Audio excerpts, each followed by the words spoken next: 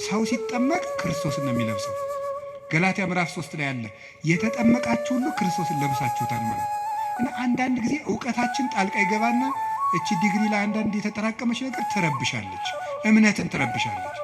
እሱን ተውትና እግዚአብሔር ከዕውቀት በላይ ይሰራል። እስኪ በሉ ሁላችሁ፣ ከምን በላይ ይሰራል? ከዕውቀት በላይ ይሰራል። ከኛ አቅም በላይ ያለው በእግዚአብሔር ይከናወናል። አቤቱ ጉልበት ይወድሃለሁ የተባለው እሱ ነው። አንደኛ መጠጊያ ማለት ነው። ሁለተኛ እግዚአብሔር ከኛ አቅም በላይ የሆነውን ከተፈጥሮ ሕግ በላይ የሆነውን ነገር እሱ ይፈጽመዋል። አቤቱ ጉልበቴ ሆይ እወድሃለሁ።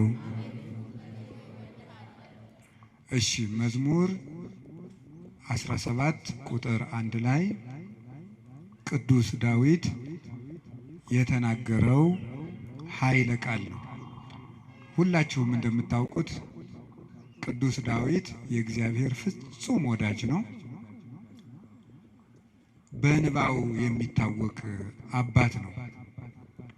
ይገርማችኋል፣ በቅድስና ሰው በሚያየው የቅድስና ውበት ዳዊትን የሚበልጡ ብዙ ሰዎች አሉ። በልብ ውበት ግን ቅዱስ ዳዊትን የሚያህል ሰው የለም። ልቡ ውብ ነበረ። ብዙ ኃጢአቶችን ውጣ ውረዶችን አሳልፏል። ነፍስም ገሏል። የሰው ሚስትም ቀምተዋል። ብዙ ኃጢአቶችን ሰርቷል። ልቡ ግን እግዚአብሔርን የሚፈልግ በእግዚአብሔር ፍቅር የተነደፈ እግዚአብሔር የሚጠማውና የሚርበው ሰው ነበር። ጌታችን ኢየሱስ ክርስቶስ በማቴዎስ ወንጌል ምዕራፍ 5 ላይ ሲናገር ብፁዓን እለ ይርህቡ በእንተ ጽድቅ፣ ስለ ጽድቅ የሚራቡና የሚጠሙ ሰዎች ንዑዳን ክቡራን ናቸው ብሎ ተናግሯል። ስለ ጽድቅ የሚራቡ ንዑዳን ክቡራን ናቸው። ይህንን ብዙ ትርጉም ያለው ሲሆን ጽድቅ የሚርባቸው ሰዎች ንዑዳን ክቡራን ናቸው ብለው የተረጉሙታል አባቶቻችን። ብዙ ትርጉም አለው ስለ ጽድቅ የሚራቡ የሚለው። ካለ እንጀራቸው ቆርሰው አጉርሰው፣ ካለ ልብሳቸው ቀደው አልብሰው መንግሥተ ሰማያትን ለመዋጀት እነሱ ጦም እያደሩ ለወንድማቸው ለእህታቸው ረሃብ ቤዛ የሚሆኑ እነዚህ ንዑዳን ክቡራን ናቸው፣ ብፁዓን ናቸው። ሰውነታቸውን ለመግታት ቀንሰው ከፍለው በመመገብ እየጾሙ የሚራቡ ንዑዳን ክቡራን ናቸው። የእግዚአብሔርን ቃል እማር አስተምር ብለው የሚራቡ የሚጠሙ ንዑዳን ክቡራን ናቸው። ስለ መንግሥተ ሰማያት ብለው የሚራቡ የሚጠሙ ብፁዓን ናቸው። ከኃጢአት ውሃ የሚጠሙም ንዑዳን ክቡራን ናቸው። ከኃጢአት እንጀራ የተራቡም ከዚያ ነፃ የሆነ ሰውነት ያላቸው ንዑዳን ክቡራን ናቸው። የመጨረሻው ግን ጽድቅ ራሱ የሚርባቸው ሰዎች ንዑዳን ክቡራን ናቸው። ጽድቅ የሚርባቸው ሰዎች ንዑዳን ክቡራን ናቸው። አንድ ሰው በደህና ሰንብቶ ምግብ አልበላም የሚል ከሆነ በእርግጥ ሰውየው እንደታመመ በዚያ እንጠረጥራለን። አሞት የሰነበተ ሰው ደግሞ ምግብ አቅምሱኝ ማለት ሲጀምር እየዳነ እንደሆነ በዚህ እንረዳለን። ጽድቅ የሚርበው ሰው ነፍሱ ጤነኛ ናት።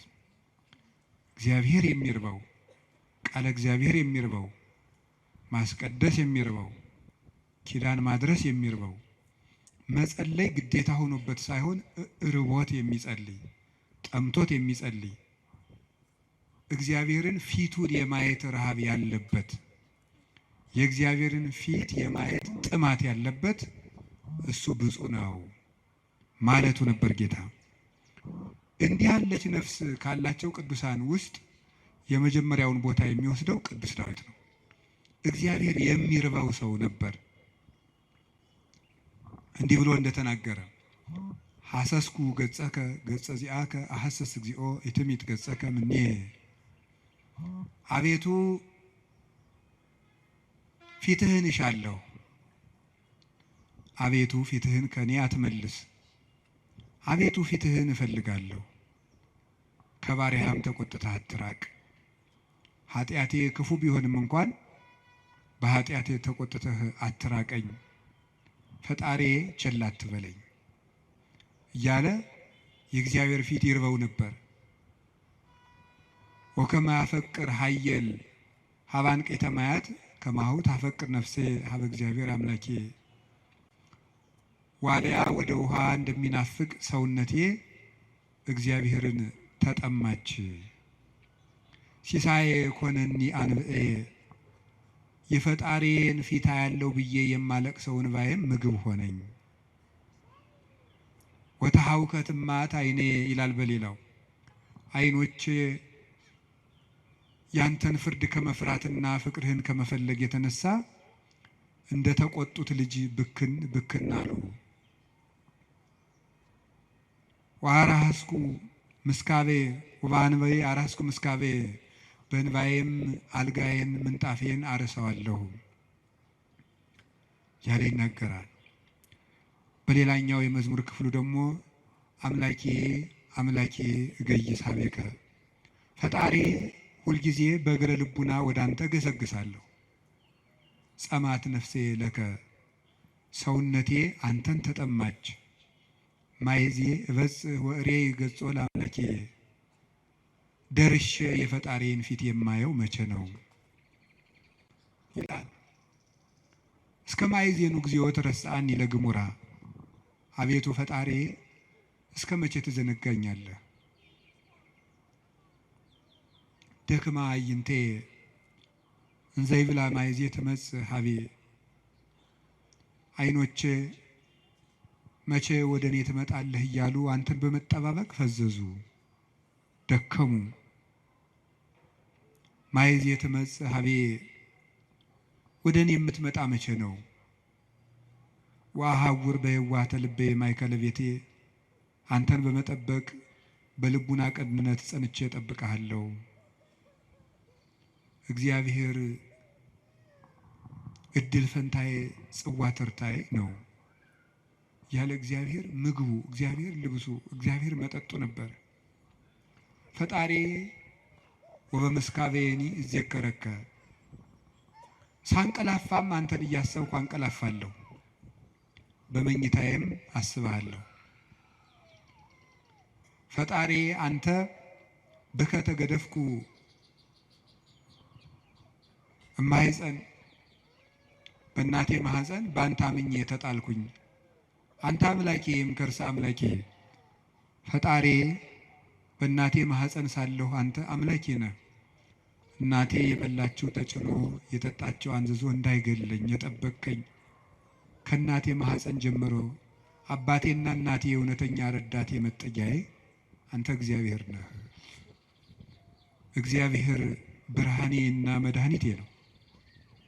እግዚአብሔር ያበርሊተ እግዚአብሔር ብርሃኔ መድኃኒቴ ነው። ምን ያስፈራኛል? እግዚአብሔር ምእመና ለሕይወቴ ወምንትኑ ያደነግጸኒ እግዚአብሔር የሕይወቴ መታመኛዋ ነው። ምን ያስደነግጠኛል? እመኒ ሮዱኒ ጸባይት ወመኒ ጸባአኒ ተአይን እየፈራሃኒ ልቤ ሀገር ተነስቶ በእኔ ላይ ቢከበኝ ልቤ አይደነግጥብኝም፣ በእግዚአብሔር እታመናለሁ እና። ወምስካየ ውእቱ አምላኩ ለያዕቆብ የያዕቆብ ፈጣሪ መጠጊያችን ነው። ወበእንተ ዘይንፈርህ ለማድለቅለቀት ምድር ወለመኒ ፈለሱ አድባር ውስተ ልበ ባሕር። ስለዚህ ተራሮች እየተነሱ ወደ ባህር ልብ ቢወረወሩ እግዚአብሔር መጠጊያችን ነውና አንፈራም ያለ እግዚአብሔርን የቀመሰ ሰው ነበር ቅዱስ ዳዊት። ጣዕሙን ቅረቡ ሀቤሁ ያበርለክሙ፣ ወደ እሱ ቅረቡ ብርሃነ ረድኤቱን ያበራላችኋል። ጣዕሙ ታይምሩ ከመሄር እግዚአብሔር ፍጹም ቸር እንደሆነ ቀመሱ። እግዚአብሔርን ከመውደዱ የተነሳ ቅዱስ ዳዊት አሐተ ሰአልክዎ ለእግዚአብሔር እግዚአብሔርን አንዲት ነገር ለመልኩት ወኪያስስ እሷንም እሻለሁ። እግዚአብሔርን ደስ የሚያሰኘውን ነገር አውቅ ዘንድ በቤተ መቅደሱም አገለግለው ዘንድ። ቅዱስ ዳዊት እግዚአብሔርን ከመውደዱ የተነሳ ለእግዚአብሔር ልጅ ብቻ ሳይሆን ጉድፍ ሆኖ መጣልን ሳይቀር ይወድ ነበር። ጥቀ ፍቁር አብያቲከ እግዚኦ እግዚእ ኃያላን ተፈሳሐት ነፍሴ በአፍቅሮ አይጻዳቲከ። የኃያላን መላእክት ፈጣሪ እግዚአብሔር ሆይ ማደሪያዎችህ ቤተ መቅደሶችህ እንደምን የተወደዱ ናቸው። ሰውነቴ ቤተ መቅደስን በመውደድ ደስ አላት። አብደርኩ እትገደፍ ውስተ ቤተ እግዚአብሔር ምንበር ውስተ ቤተ ኃጥአን።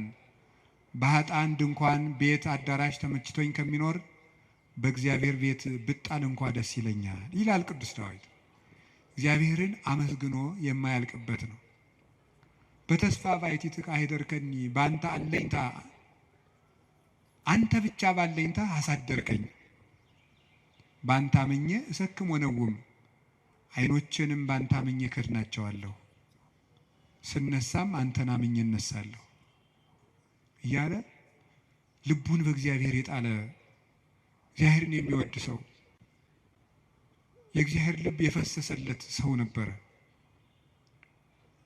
እንደ አባት ሲቆጣው ብክን ብሎ የሚደነግጥ በፍቅሩ የተነደፈ ርኅሩህ፣ ጠላቶቹንም ስለ እግዚአብሔር ብሎ የሚወድ የጌታችን የኢየሱስ ክርስቶስ ወንጌል ምልክት የነበረ አባት ነው ቅዱስ ዳዊት። ለዚህ ነው የዳዊት መዝሙር በተዘመረበት አጋንንት የሚደነግጡት፣ ልብ ሰላም የሚያገኘው። ስለዚህ የተወደዳችሁ ምእመናን በጨነቃችሁ ጊዜ መዝሙረ ዳዊትን በጣም ውደዱት። እኔ ማስተማር ከጀመርኩ ጀምሮ ስለ መዝሙረ ዳዊት ነው የምናገረው። ልክ እናንተ እንደምትጨነቁት እኛም እኮ ይጨንቀናል። እኛም የምንጨነቅበት ጊዜ አለ። እናንተ ኃጢአት እንደምትሰሩ እኛም እንሰራለን። በተጨነቅን ጊዜ ግን የምናርፈው ከዳዊት መዝሙር አንዱን በመዘመር ነው። እንዲያውም እናንተ ጥሩዎች ናችሁ፣ እድለኞች ናችሁ። እናንተ ቢጨንቃችሁ ወደ አንድ ቄስ ሄዳችሁ ትናዘዛላችሁ። ቄስ ሲጨንቀው ግን ወደ ማን ይሄዳል? ጳጳሱ ቢጨንቃቸው ከፓትርያርኩ ይሄዳሉ። ፓትርያርኩ ቢጨንቃቸው የት ይሄዳሉ? በወንበር መቀመጥ ዕዳ ነው። አባት መሆን ሌላውን አጽናንቶ ራስ መጽናኛ ደግሞ ይቸግራል። የዚያን ጊዜ መጽናኛ የቅዱስ ዳዊት መዝሙር ነው እና ያልሆነ ሰው ስልክ ቢደውልላችሁ ማለት ሰው ስልክ ደውሎ ቢያስፈራራችሁ፣ ሰው በስልክ ቢሰድባችሁ፣ ያመናችሁት ቢከዳችሁ፣ አደጋ ወደ እናንተ እየመጣ እንደሆነ ብትሰሙ ከዳዊት መዝሙር አንድ አውጥታችሁ አንብቡ። እዚህ የመጣችሁት ለሕክምና ነው እንጂ እንደ አሬዎስፋጎስ አደባባይ የሚባል አለ ግሪክ ውስጥ። ዛሬ ምን አዲስ ፍልስፍና ይነገር ይሆን ተብሎ ህዝቡ ሁሉ አዲስ ወሬ ለማዳመጥ የሚሄድበት ነው። ስለዚህ መምህር ገሌ ምን ይሰብክ ይሆን ብላችሁ መቼስ አልመጣችሁም። ከብዙ ስራችሁ፣ ከጠበበ ሰዓታችሁ፣ ምናልባትም አንዳንዶቻችሁ ለመኖር ከተቸገራችሁበት ሳንቲማችሁ በታክሲ አውጥታችሁ ነው የምትመጡት። ይህንን እረዳለሁ። እኔ አንዳንድ ጊዜ የገጠር ሰው ያሳዝነኛል፣ አንዳንድ ጊዜ የከተማ ሰው ያሳዝነኛል። የገጠር ሰው የሚያሳዝነኝ በሚያሳዝንበት ነው፣ ለእነሱ ነግራቸዋለሁ። የከተማ ሰው አንዳንድ ጊዜ የሚያሳዝነኝ ደግሞ በተለይ ታክሲ የሚሰለፍ ሰው ያሳዝነኛል። እውነቴን አይደለም ነግራቸው፣ አልዋሽም። ሰው ሲሰራ ውሎ ቤቱ ለመግባት ደግሞ ታክሲ ተሰልፎ ብር ይዞም ለካ ደግሞ መሄድ ያቅታል። ወረፋው ደግሞ 1 ሰዓት 2 ሰዓት ደግሞ ይፈጃል። እንደገና ሄዶ ምን ብሎ ታክሲውም ተወዷል አሉ። ከዛችሁ ግን ይሄ በታምር ነው ሰው የሚኖረው፣ በታምር ነው። ካልሰረቃችሁ በቀር በታምር ነው እየኖራችሁ ያላችሁ፣ አንዳንዱን ማለት ነው። እና በዚህ ሁሉ ነገር መሀል የመጣችሁት ለሕክምና ነው። ሊታከም የሄደ ሰው የታዘዘለትን መድኃኒት ሲውጥ ነው ድህነት የሚያገኘው። አሁን የምነግራችሁን ነገር አድርጉት፣ እረፍት ታገኛላችሁ። በተጨነቃችሁ ጊዜ ሞባይላችሁን ከፍታችሁ የሆነ ነገር ወደ ማዳመጥ አትሂዱ። መዝሙረ ዳዊት መኪና ያላችሁ ሰዎች ካላችሁ መኪናችሁ ውስጥ እቤት እንዳለ ሁሉ መኪናችሁ ውስጥ ራሱ አንዱን ችሎ የማይወርድ አንድ መዝሙረ ዳዊት ቢኖራችሁ ጥሩ ነው። የሆነ ወረፋ እንኳን እስከምትጠብቁ የነዳጅ ወረፋም ሊሆን ይችላል አላውቅም። መኪና ውስጥ ናችሁ 3 መዝሙር ዘምሩ። መስሪያ ቤት ገብታችሁ ወረፋ እስኪደርሳችሁ አንድ መዝሙርም ዘምሩ፣ የዳዊትን መዝሙር። ይገርማችኋል፣ መንገዳችሁ ሁሉ ብርሃን ይሆናል። እውነቴን ነው የምነግራችሁ። መቼም ስብከት ድራማ አይደለም። በቅድስና ሕይወታችን አባቶቻችን አንመስልም። በእውነት እኔ በግሌ ብዙ የጎደፉ ኃጢአቶች ይኖሩብኛል። ግን በጸሎት በኩል ያልሞከርኩትን አልሰብክም። ስለዚህ መዝሙረ ዳዊት አጽናንቶኝ ነው እንጂ የምናገረው ያነበብኩትን አይደለም የምናገረው። የሆነውን ነው የምነግራችሁ። ይጠቅማቸዋል። መዝሙረ ዳዊት አንብቡ። ሰው ላይ አትጠጉ፣ በሰውም አትሸበሩ። እግዚአብሔር ክንድ ላይ እረፉ። ያንን ደግሞ የሚሆነው መዝሙረ ዳዊት ስታነቡ ነው። ዘምሩ። የዳዊት ሲጨንቃችሁም መዝሙረ ዳዊት አንቡ፣ ደስ ሲላችሁም አንብቡ። እግዚአብሔር ደስ ሲለን እሱን ማስታወሳችንን ይፈትነናል።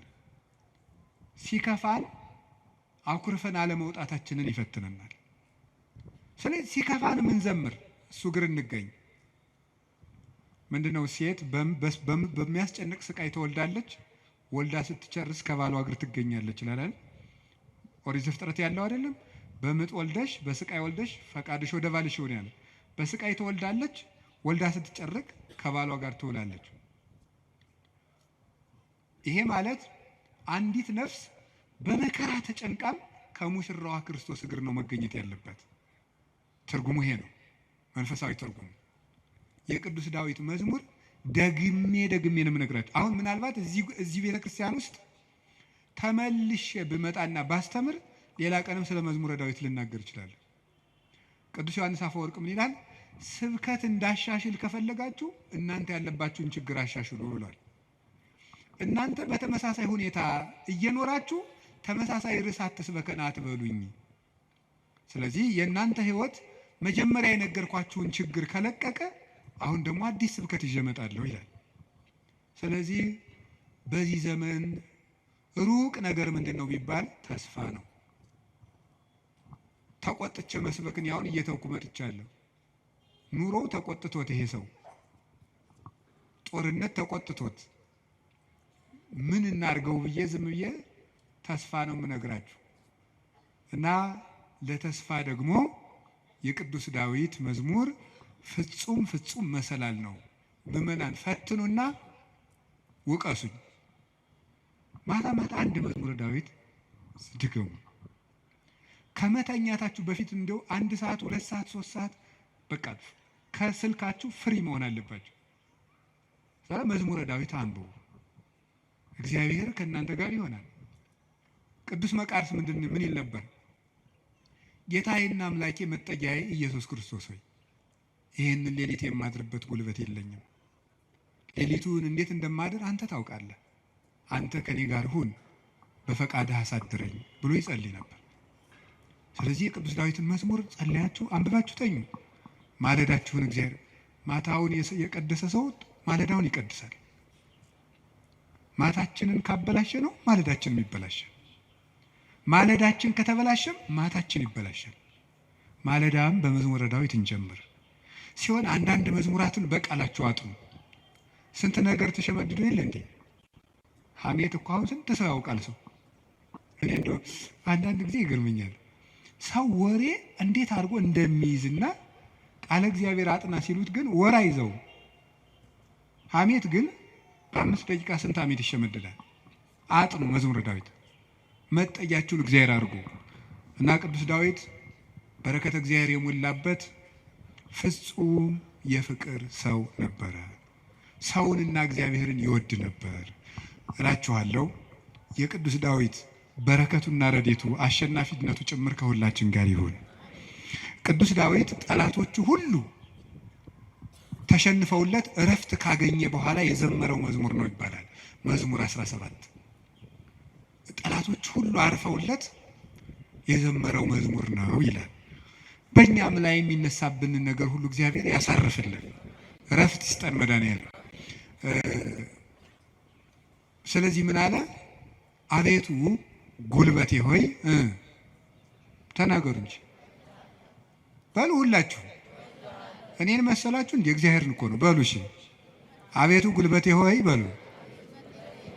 እሺ፣ ማን ነው እንደዛ የሚለው? እግዚአብሔር። በጣም የሚያስደንቅ ነገር ነው። እኔ እንግዲህ 3-4 ነጥቦችን ልንገራችሁ። እግዚአብሔር ለምንድን ነው ጉልበት የሚባለው የሚለውን ለምነግራችሁ። አፈቅረክ እግዚኦ በኃይሌ፣ ኃይልን ስላደረክልኝ አመሰግንሃለሁ ነው የሚለው። ኃይልን ስላደረክልኝ አመሰግንሃለሁ። ግዕዙ እንደዛ ብሎ ይፈታዋል። አንድምታችን አንድም ስላደረክልኝ ኃይል አመሰግንሃለሁ፣ አንድም ኃይልን የምታደርግልኝ ነህና አመሰግንሃለሁ። ያለፈውንም የሚመጣውንም እስካሁን ኃይልን ስላደረክልኝ አመሰግንሃለሁ፣ ነገም ኃይልን ስለምታደርግልኝ ቀድሜ አመሰግንሃለሁ። ሲናገር እግዚአብሔር ኃይሌ ወፀወኔ ወመዳኔ፣ እግዚአብሔር ኃይሌ፣ እግዚአብሔር መጠጊያዬ፣ እግዚአብሔር መድኃኒቴ ነው ይላል። እግዚአብሔር ኃይሌ ነው፣ እግዚአብሔር መጠጊያዬ አምባዬ ነው፣ እግዚአብሔር መድኃኒቴ ነው። ሊቃውንት ሲፈቱት እግዚአብሔር ብዋጋ ማሸነፊያዬ ጋሻዬ፣ ብሸሽ መጠጊያዬ ነው ይላል። ሰልፍ በመጣ ጊዜ ድል የምነሳበት እሱ ነው፣ በሸሸው ጊዜ የማመልጥበት መጠጊያ እሱ ነው፣ የሚያድነኝም እሱ ነው የሚለውን ሊቃውንት ሲተረጉሙት የማያድን አምባ አለና ይላሉ። የማያድን አምባ አለና እግዚአብሔር ግን የሚያድን አምባ ነው ይላል። ብዙ ሰዎች የተጠጉበት አምባ ሁሉ አላዳናቸውም። አይታችሁ እንደሆነ ማለት ነው። እየሰማችሁ ነው? አዎ። የተጠጉበት አምባ ሁሉ አላዳናቸውም። እንዲሁ ብዙ ሰዎችን ሰው ሲያሰቃዩ የነበሩ ነገስታትን ሁሉ አንዳንድ ጊዜ ነገስታትን፣ ኃያላን ሰዎች፣ ንፉግ ባለጸጎች፣ እነዚያን ሁሉ ታሪክ እንደ ቁጭ ብዬ ሳስበው ብዙዎቹ ያ ነገራቸው እንዳጠፋቸው ነው የምታዩት። ጉድጓድ ውስጥ ከተማ ሰርተው የሚኖሩትን ሁሉ መርምሮ አውጥቶ አንጠልጥሎ የሚገል ጥሎባቸዋል። ሁሉንም ማለት ነው። የማያድን አምባ አለና 100 ኪሎ ሜትር የምድር ውስጥ ከተማ ቢሰራ አንድ ሰው አይድንም። እግዚአብሔር ፊት ከሆነ ግን መሀል ላይ እዚህ መሀል ከተማ ላይ ምንም አይሆንም። በህዝብ መሀል ተሰውሮ ምንም አይሆንም። ዛሬ አቡነ ገብረ መንፈስ ቅዱስ ናቸው እንደምታውቁት። አቡነ ገብረ መንፈስ ቅዱስን አንዱ መነኩሴ ሂድና ጾም እንዲህ ያለ ቤተክርስቲያን ቅዳሴ ቀድሰን አሉት። አይ እንዴት አድርጎ ይሆናል? መነኩሴው በአብይ ጾም ከተማ ለከተማ እየዞረ ይሉኛል አሉ። ምዕመናን ከባዶች ናቸው እኮ ለማማት አይደለም። እኔ ግን ምዕመናን አንድ ነገር መናገር እፈልጋለሁ። እሱ ምንድን ነው? እኔ አሁን እግዚአብሔር ጸሎታችን አልሰማን ያለም ይመስለን በካህናት ላይ ያላችሁ እምነት እየቀነሰ ስለመጣ ነው። እውነት ነው፣ እኛ ኃጢአት እንሰራለን። ግን ኃጢአታችን ለራሳችን ትታችሁት እናንተ በእግዚአብሔር ብታምኑ ትጠቀሙ ነበር። ግን ነውር ለቃሚ ሆናችኋል። ከዚያ የተነሳ አትጠቀሙ። እኔ አሁን ሰሞኑን አይቻለሁ። የሄድኩበት ሀገር ገብቶ ይቀድሳል። ቀድሶ ሲወጣ ሲጋራ እያጨሰ ነው የሚሄድ ቄሱ።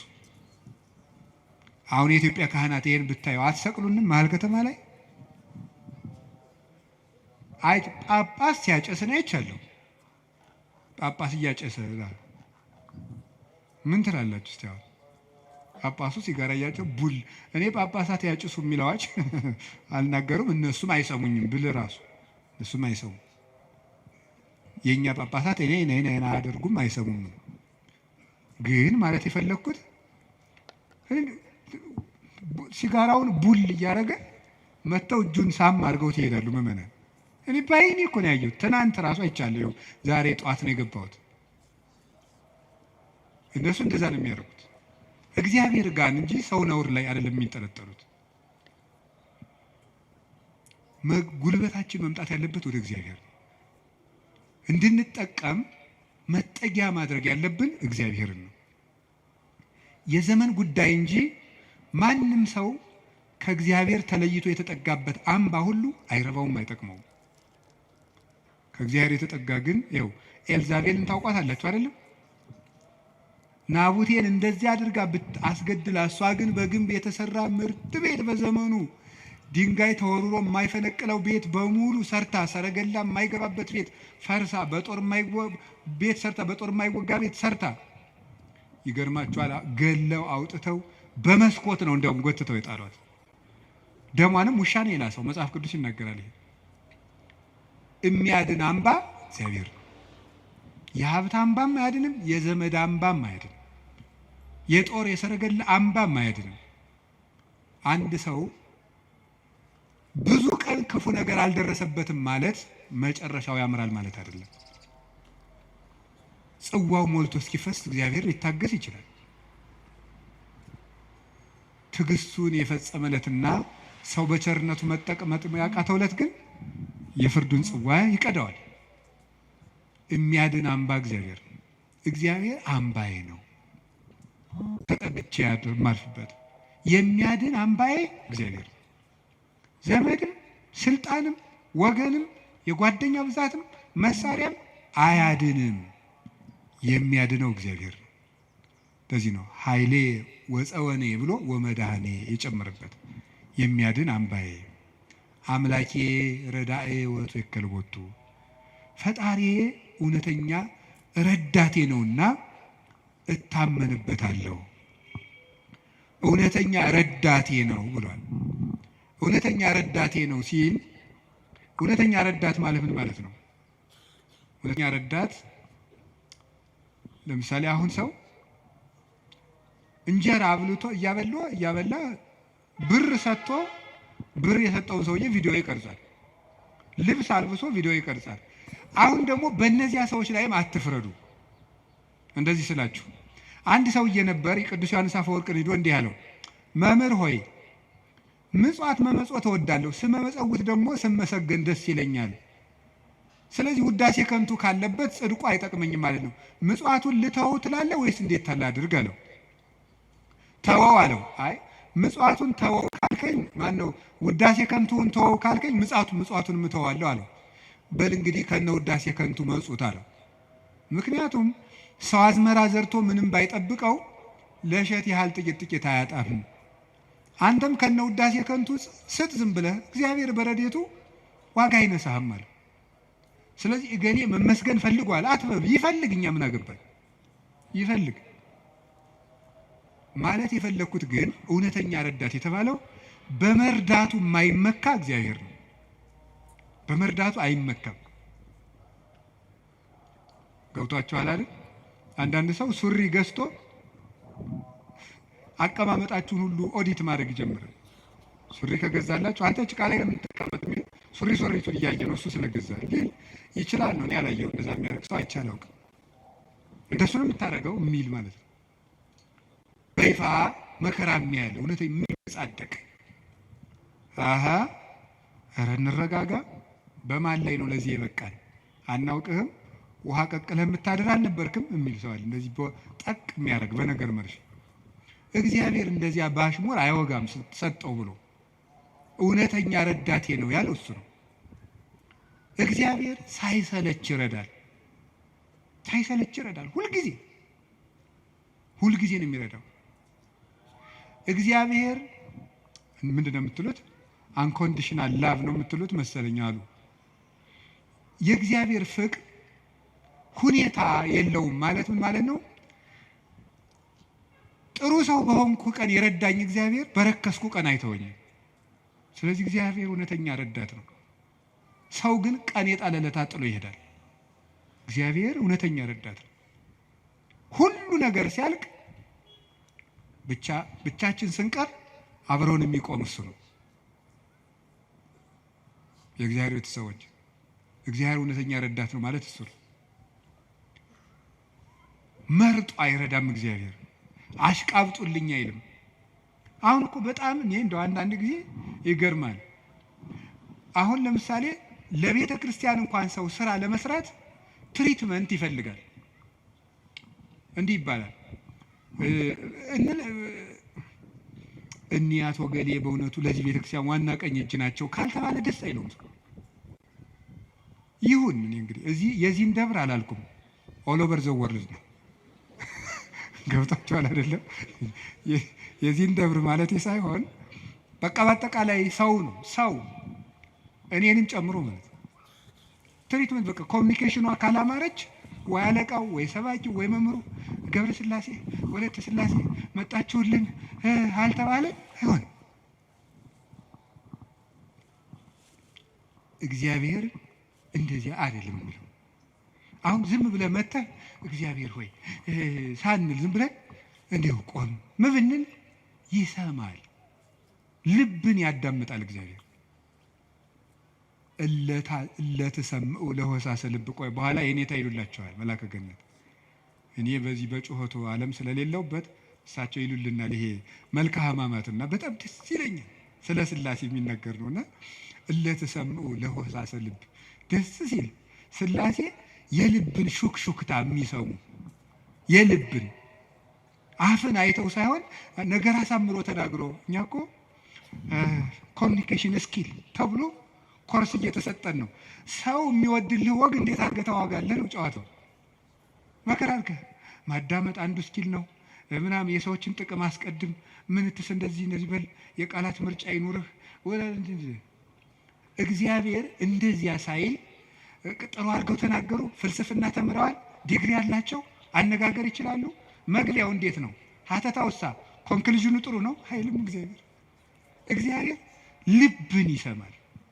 ልብን የሚሰማ እግዚአብሔር ነው።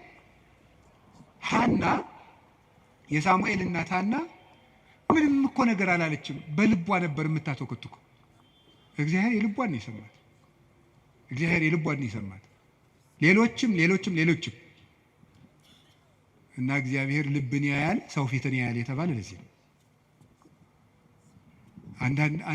አንዳንድ ጊዜ እውነቴን ነው የምነግራችሁ፣ መታችሁ የምትሉት ከጠፋችሁ ብትችሉ ዝም ብላችሁ የአባታችሁ ቤት አላለ ቁሙ። ዝም ብላችሁ እዚህ ገብታችሁ ራሱ አንዳንድ ጊዜ ጭንቀት ይበዛና ቃላት ያጥርና ኃጢአት ይደራረብና አፍን መክፈት ያቅታል።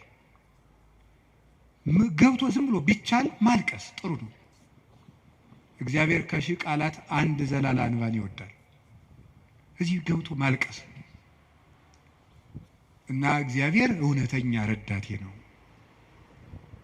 ወረት የሌለው ትናንት ረድቶ ዛሬ ችል የማይል አፍ ላይ የሌለው በሌላ ፍቅር የማይወሰድ ወዳጅ የማይለውጥ ስንለወጥ የማይለወጥ አባት እግዚአብሔር ነው። ደግሞ የማይደክመው የማይሰለች ለሁሉም የሚበቃ አባት እግዚአብሔር ነው። እኔ ለምሳሌ አሁን እንዳንድ የቤተ ክርስቲያን መነኩሴ አሁን ለምሳሌ 3 ሰዎች ሊያነጋግሩ ቢፈልጉ 3 ሰዎች እንዳነጋገርኩ መሽቷል ደህና ደሩ ቤት። እግዚአብሔር ይህን ሁሉ ሰው በአንድ ጊዜ ይሰማል። ታዲያ እውነተኛ ረዳት አይደለም ነው? አንድን የቤተ ክርስቲያን አባት በጣም ትልቅ ሰው ቢሆን ሁልጊዜ ከሌሊቱ 6 ሰዓት ብትደውሉበት አንተ ስራ የለም ስርዓት አትይዝም በዚህ ሰዓት ይደወላል ሊሉ አይችሉም? ይላሉ። እግዚአብሔር መንፈቀ ሌሊት ብንጠራው አለ። እግዚአብሔር ሊነጋ ሲል ብንጠራው አለ። እግዚአብሔር የትም ሆነን ብንጠራው አለ። ገደል ውስጥ ብንጠራው አለ። የረከሰ ቤት ውስጥ ሆነን ብንሰራው ምንድነው ሌሊት በምንጣፌ ላይ ሳለው ነፍሴ የወደደችውን ፈለግኩት ይላል መኃልየ ዘሰሎሞን ላይ። እና ይሄን ምንጣፍ የሚለውን ሊቃውንት ሲተረጉሙ ይላሉ በኃጢአት አልጋ ውስጥ ተዘፍቄ ሳለው ፈጣሪን አሰብኩት። ውድቀት ውስጥ ሆነን ብንጠራው እግዚአብሔር ይሰማል። እግዚአብሔር እውነተኛ ረዳቴ ነው ያለው ለዚህ ነው። ምእመኔ ወቀርነ ሕይወቴ የምታመንበት የሕይወቴ መመከቻ ቀንድ እግዚአብሔር ነው። ሰው በጽዋይ ክወል እግዚአብሔር እድህንም ጸሬ ፈጣሪ እግዚአብሔርን በጠራሁት ጊዜ ከጠላቶች እድናለሁ። ይህንን ይዞ ሰሎሞን የእግዚአብሔር ስም የጸና ግንብ ነው ይላል። መጠጊያ የእግዚአብሔር ስም ነው። የእግዚአብሔር ስም ሲጠራ እግዚአብሔር የሚል ስም ሲጠራ ምድርና ሰማያት ይደነግጣሉ። ኢየሱስ የሚል ስም ሲጠራ ምድርና ሰማያት ይደነግጣሉ። ፊልጵስዩስ ምዕራፍ 2 ላይ አለላችሁ ከመ ስሙ ለእግዚእነ ኢየሱስ ክርስቶስ ይስግድ ኩሉ ብርክ ዘውስተ ሰማይ ወዘውስተ ምድር ወዘበታሕት ያለ ምድር። ለኢየሱስ ክርስቶስ ስም በሰማይና በምድር ከሰማይ በላይና ከምድር በታች ያለ ጉልበት ሁሉ ሊንበረከክ ይገባል። ለአንድ መነኩሴ ገዳም ሲገባ ከሚሰጠው ትምህርት አንዱ የኢየሱስ ክርስቶስን ስም መላልሰ መጥራትን አታቋርጥ ነው የሚባለው። የኢየሱስ ክርስቶስን ስም ኢየሱስ ክርስቶስ ጌታዬ ኢየሱስ ክርስቶስ ወይ ማረኝ ብዙ ቀን እናገራለሁ። እንዲህ ኢየሱስ ክርስቶስ የሚለው ስም ዝም ብሎ የሚቀር ስም አይደለም። ዲያብሎስ የሚፈራው ኢየሱስ የሚለውን ገና ሳይጨርሰው ቅዱስ እንጦንስ ነበር የከበቡት አጋንንት የተበተኑት። በገድለ ቅዱስ እንጦንስ እንደተጻፈ ክርስቶስ ኢየሱስ አማኑኤል እግዚአብሔር ብሎ መጥራት ዝም ብሎ አይደለም። በፍቅር ጥሩት፣ ጉልበት ይሆናቸዋል። ስለዚህ ጉልበቴ ሆይ እወድሃለሁ ያለው ከዚህ የተነሳ ነው። የእግዚአብሔርን ስም በጠራሁት ጊዜ ከጠላቶች እድናለሁ። ፈሪ አትሁኑ፣ ጠንቋይ አትፍሩ። ውሸታም ነው ጠንቋይ፣ አትፍሩ። ምናልባት እደግምባችኋለሁ ምናምን ቢል ምንም አትፍሩ።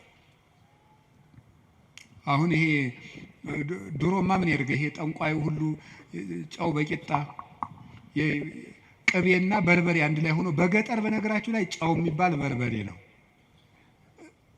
እና በጣም ይገርማል። እና በጨው እንጀራ በላው ካልክ ሳልት አይደለም እንትን ነው በርበሬ ነው። እና በጨውና በቅቤ ተቀብቶ ቂጣ ያንን ያዞሩና አጋንንቱ ምናምን ብለው ደጋሞ ቱቱቱቱ ብለው መንገድ ላይ በቃ እያማተበ መብላት ቄስ ተማሪ ተመስገን እያለ በስመ አብ ወወልድ ወመንፈስ ቅዱስ ግጥም አድርጎ የሰይጣን እንጀራ የለውም። ማን አባቱ ነው ለሰይጣን እንጀራ የሰጠው? ይቅርፋታ ምድራ ምንም የለው ማምላክ። ሰይጣን ደግሞ የት አባቱ ነው እንጀራ ያለው? ደግሞ እሱ መቼ የቆፈረውን መቼ የፈጠረውን እንጀራ ነው። እንጀራን ለሰይጣን አትስጡ፣ ምንም ለምንም አትስጡ። አትደንግጡ። በእስራኤል ላይ ጥንቆላ በያዕቆብ ላይ ሟርት አይሰራም አይደለም ነው የእግዚአብሔር መጽሐፍ። እንደዚህ ደግሞ የእግዚአብሔር ስም የጸና ግንብ ነው። እኔ ሁልጊዜ እናገራለሁ፣ የካህናት ስልጠና ስሰጥ እናገራለሁ። ምናልባት ድግምት የሚችል ሰው ካለ ጀግና እለዋለሁ፣ ይድገምብኝ ብዬ አውቃለሁ። አሁንም ይቻላል። እንደ ወንድ የሆነ ጀግና በዓለም አለ የተባለ ጠንቋይ ይድገምብኝ ብዬ አውቃለሁ። ይኸው አሁንም የምትሰሙ ካላችሁ ድገሙብኝ። እኔ በጌታችን በመድኃኒታችን በኢየሱስ ክርስቶስ ስም ፍጹም አምናለሁ። ምግባሬ ከሰው ድሃ ሊሆን ይችላል። በክርስቶስ ስም ግን ቀልድ የለም። ስሙን በስመ አብ ወወልድ ወመንፈስ ቅዱስ በጠራሁት ጊዜ ውዬ ባድር አንዳች እንደማይዞረኝ አምናለሁ። እውነቴን ልነግራችሁ። አሁን እኔ ሰው በጫማ ይደገምበታል በምናምን ይችላል። እኔ ጫማዬን ትቼው ነው የምመጣው፣ ውጭ ትቼው ነው የምገባ። መድገም ይቻላል። 4 ነጥብ። ምንም አልሆነም። እናቱ ድንግል ማርያም ለእኔ መጠጊያዬ ናት። በእናትነቷ ምንም ቢሆን ከእሷ አቅፍ እጠጋለሁ። እንደዛ ከሆነ ደግሞ ምንም ሊሆን አልችልም። ስለዚህ አባ ጊዮርጊስ የተናገረው ሁልጊዜ የምወደው ቃል አለ። ለመኮነ ሰማይ መድሄ ወምድርኒ ማይረጸ እመተጣበቁ ለሐሪጾቴ ምንተ እንከ ይረስዩኒ ለማ አንቲ ምስሌ። ሰማይ መጅ ምድር ወፍጮ ሆኖ አጣብቀው ቢፈጭኝ አንቺ ከኔ ጋር ከሆንሽ ምን እሆናለሁ? ኦግዝቴ ቅድስት ድንግል ማርያም ዘበብራይስጢ ማርያም፣ በብራይስጢ ማርያም የምትባይ እመቤቴ ቅድስት ድንግል ማርያም ሆይ ለመወልድኪ አፍቀረኒ መኑ ይጸልአኒ። ልጅሽ ከወደደኝ ማን ይጠላኛል? ፀሐይ ይሴብሐኒ ወወር ይባርከኒ ወከዋክብት ይቀድሱኒ። ልጅሽ ከወደደኝ ፀሐይ ይዘምርልኛል፣ ጨረቃም ያመሰግነኛል፣ ከዋክብት ይዘምሩልኛል። በእኔ ላይ ማንም በጠላትነት መነሳት አይችልም ይላል አባ ጊዮርጊስ። ልጅሽ ከጠላኝ ግን ማን ይወደኛል ብሏል። ሰውን ልላችሁ የፈለግኩት ፈሪ አትሁኑ፣ ጠንቋዩን ይሄ ምናምን ውሸታውን እንደዚህ የሚለውን አትስሙት። እደግምብሃለሁ፣ ማንም ድሪቶ የፈለገውን ቢያይ ፈሪ አትሆኑ። በሙሉ ልቤ የማምነውን ኢየሱስ ክርስቶስን እንዲህ ይናገራለሁ፣ እውነቴንም ነው።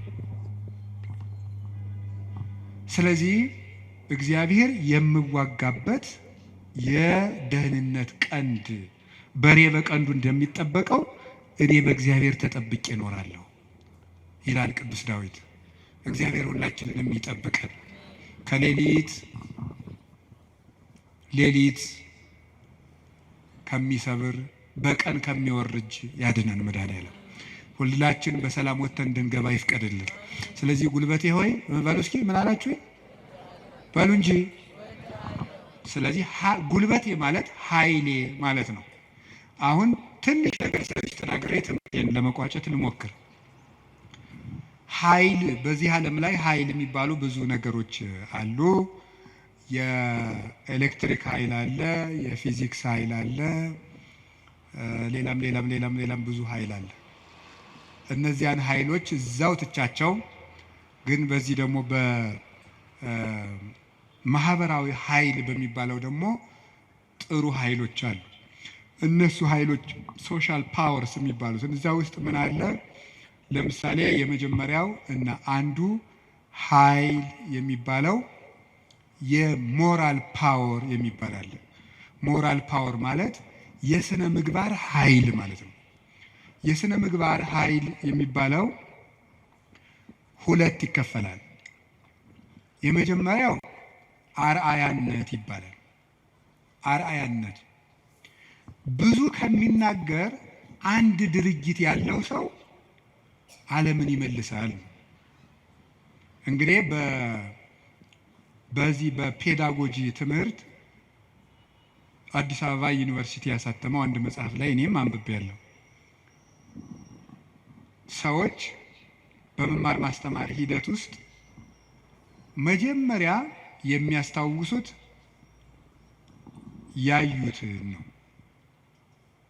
መጀመሪያ ያዩትን ነው። መስማት መጨረሻ ላይ ነው። ወይም በተግባር አራቱን ባስቀምጣላችሁ ሰው የሚያስታውሰው መጀመሪያ ያደረገውን ነው፣ ቀጥሎ የተናገረውን ነው፣ ሶስተኛ ያየውን ነው፣ አራተኛ የመጨረሻ ደረጃ የሚወጣው ሰው የሚያስታውሰው የሰማውን ነው። ከዝቅተኛ ወደ ከፍተኛ በወስዳችሁ ደግሞ ሰው የሚያስታውሰው የሰማው ነው። በዝቅተኛ ደረጃ የሚያስታውሰው የሰማውን ነው። ቀጥሎ ከሰማው ይልቅ ያየውን አይረሳም። ካየው ይልቅ የተናገረውን አይረሳም። ከተናገረው ይልቅ ያደረገውን አይረሳም የሰው ልጅ። ስለዚህ ሰውን ብዙ ከምትነግረው አሳየውን። አርአያነት ገዢ ነው እና በዓለም ላይ ትልቅ ተጽዕኖ አሳዳሪ ሀያላን ሰዎች የሚባሉት የሚያደርጉ ሰዎች ናቸው።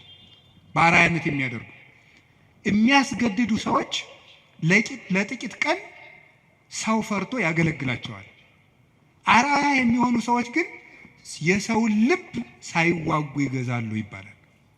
አርአያ የሚሆኑ ሰዎች ዓለሙ ሁሉ ለምሳሌ አንድ ነገር እንገራችሁ። ቅዱስ እንጦንስን ታውቁታላችሁ አይደል? ቅዱስ እንጦንስ ግብጽ ሲገባ አንድ መነኩሴ ነው። አሁን በኢትዮጵያ ብቻ ስንት 2000-3000 ገዳማት አይኖር? ኢትዮጵያ ብቻ ለምሳሌ እኔ የምኖርበት ገዳም ብቻ 300 መነኩሴ አለ። ስለዚህ ምን ማለት ነው ተመልከታችሁ። አንድ እንጦንስ አልተዋጋም። የፈላስፎች የንግግር ጥበብ የለውም። ስብከት አልሰበከም። በኑሮው ግን የግሪክ ፈላስፎችን ሁሉ ወደ በረሃ እየጠራ መነኩሴ ያደረጋቸው። የአርአያነት ኃይል ከንግግር ኃይልም ከጦርነት ኃይልም ይበልጣል ይባላል። በዛውም እንግዲህ ቢሮ የምትሰሩ ሰዎች ካላችሁ ሰውን ከምትቀጡት ይልቅ አርአያ ብትሆኑት ሰው ሁሉ ይገዛላችኋል ነው። ሰዓት የማታከብሪ ወዮልሽ፣ ሰዓት የማታከብር ወዮልህ ከማለት እርስዎ ሰዓት ቢያከብሩ ሰው ሁሉ ሰዓት ያከብራል እንደ ማለት ያለ ነው። አንድ ሁለተኛ ደግሞ ሪኒዋል ፓወር የሚባለው የመታደስ ኃይል ነው፣ ወይም የንስሐ ኃይል ነው። ኃይል የሚባለው ንስሐ ገብቶ የመለወጥ ኃይል። ከክፋት የተመለሱ ሰዎች በዓለም ላይ ተጽዕኖ የማሳደር ኃይል አላቸው። ለምሳሌ ቅዱስ ጳውሎስ ምንድን ነው የሚለው? ዘአነ ቀዳሚሆሙ ለኃጥአን አይደል የሚለው? እኔ መጀመሪያቸው የምሆን ኃጥአንን ከኔ ጀምሮ የእግዚአብሔር ፈቃድ ለሰዎች ሁሉ እንዲድኑ ነው ነበር ያለው። ስለዚህ ንስሐ የገቡ ሰዎች በዓለም ላይ ተጽዕኖ ይፈጥራሉ። ቅዱስ ጳውሎስ የመጀመሪያው፣ ቅዱስ ጴጥሮስ፣ ማርያም ግብፃዊት፣ ሙሴ ጸሊም የግብፅ ገዳማትን በሙሉ መዓዛው በሙሉ ያወዳት። ቅዱስ ዳዊት የንስሐ ሰው ነው። ሰሎሞን የንስሐ ሰው ነው። ንስሐ የገቡ ሰዎች ኃይል አላቸው። እግዚአብሔር እንዲያውም እንደተነሳ ያን የሚወደው የለም። በሉቃስ ወንጌል ምዕራፍ 15 እንደተጻፈ ካልበደሉ ጻድቃን ከ99 ነገደ መላእክት ይልቅ ንስሐ በሚገባ አንድ ኃጢአተኛ በሰማይ መላእክት ደስታ ይደረጋል ተብሎ እንደተጻፈ። ስለዚህ ንስሐ ኃይል አለው፣ ኃይል አለው። አሁን ቅዱስ ዳዊት እግዚአብሔር ኃይሌ ነው ሲለው ስነ ምግባር ብሰራ ስነ ምግባር እንድትሰራ የረዳኸኝ አንተ ነህ ማለቱ ነው። ጥሩ ነገር ሰርቼ ከሆነ ያለ አንተ ጥሩ መሆን አልቻልኩም ማለቱ ነው። ጥሩ መሆንም የሚገኘው በእግዚአብሔር ነው። እግዚአብሔር ከተማን ካልጠበቀ ጠባቂዎች በከንቱ ይደክማሉ፣ እግዚአብሔር ቤትን ካልሰራ ሰራተኞች በከንቱ ይደክማሉ የሚለው ሲተረጎም አባቶቻችን ሲተረጉሙት ቤትን ካልሰራ ሰራተኞች በከንቱ ይደክማሉ የሚለው ሲተረጉሙት እግዚአብሔር ምግባረ ቤትን ካልሰራ፣ እግዚአብሔር ሀገረ ምግባርን ካልሰራ፣ እግዚአብሔር ሰውነትን ካልጠበቀ በንጽህናው ሰው መጠበቅ አይችልም። በገዛ ራሱ ሰው ራሱን መጠበቅ አይችልም እግዚአብሔር ካልጠበቀ። ስለዚህ መልካም ለመሆኔም አንተው ነህ ማለት ነው። ጥሩ ሰው መሆን የቻልኩት አንተ ረድተኸኝ ነው ማለት ነው።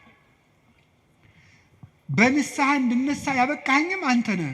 ከወደቅኩበት ጉድጓድ አውጥተህ ግን ሰው አድርገህ በሰው መሀል ያቆምከኝ አንተ ነህ ሲል የንስሐን ኃይል አንስቶ ተናገረ። ከቃሉ ጋር ናችሁ? እግዚአብሔር ከሁላችን ጋር ይሁን።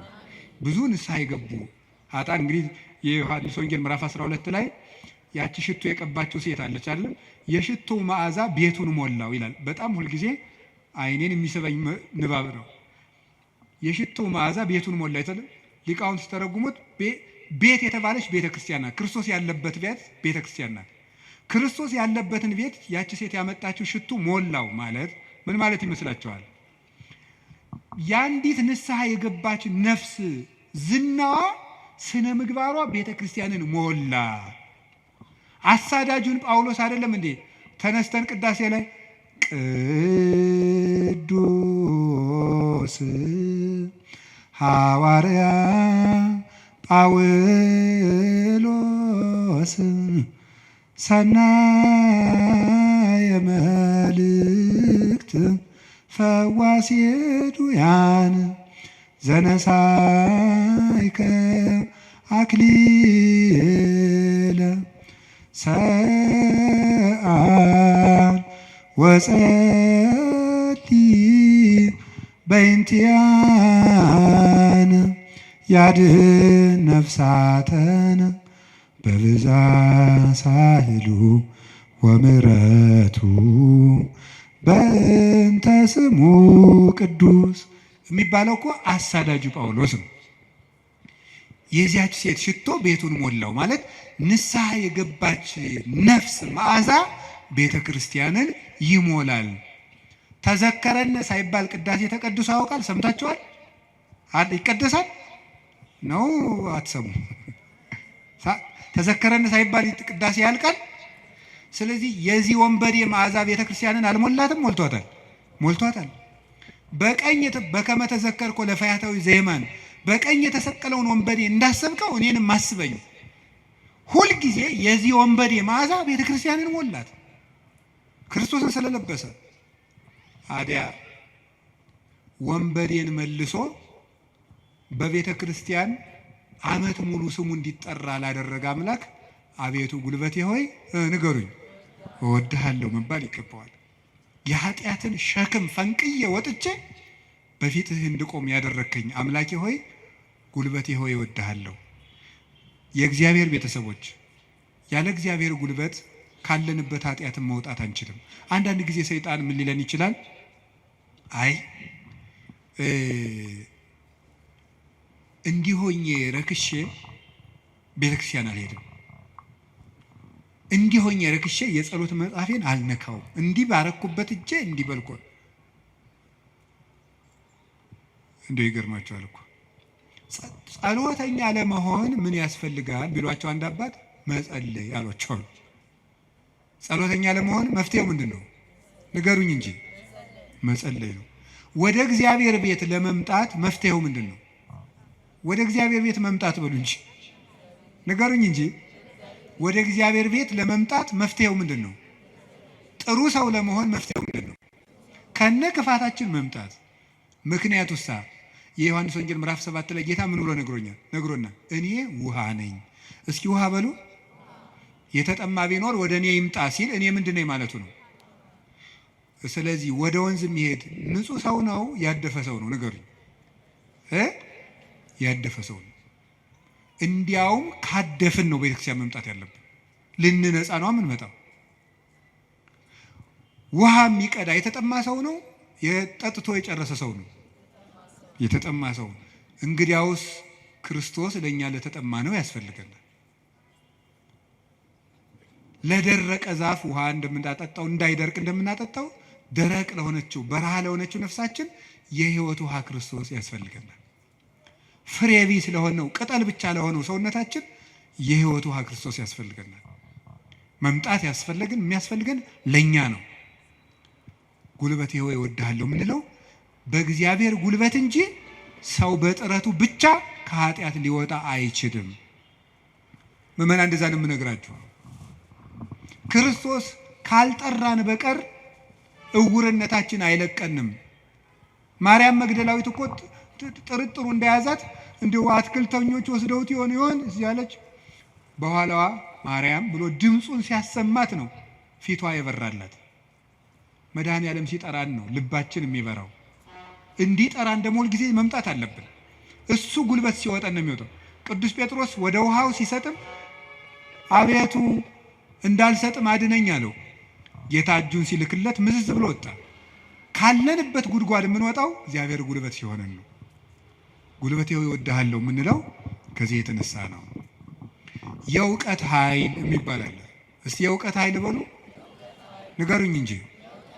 ስለዚህ ቅድስና ለሰሩት ለእነ አቡነ ገብረ መንፈስ ቅዱስ ጉልበታቸው ማን ነው? ንገሩኝ እንጂ። አቤት አቡነ ገብረ መንፈስ ቅዱስ 562 ዓመት ምግብ ሳይበሉ ኖረዋል። ውሃ ሳይጠጡ ኖረዋል። እግዚአብሔር አስችሏቸው ነው። ምንም ሳይበድሉ እንደ መልአክ ንጹሕ አእምሮ ነበራቸው እሳቸው። ስለዚህ ምን ብለው ይዘምራሉ? አቤቱ ጉልበቴ ሆይ። ደግሞ እኔና እናንተን የመሰሉ ኃጣንም ደግሞ አሉ። ማርያም ግብፃዊት አለች። ኢየሩሳሌም ስትሄድ በግብፅ አመንዝራ ኢየሩሳሌም ስትሄድ ደግሞ የምታመነዝርባቸው ወንዶች ልታገኝ ነው ሄደችው።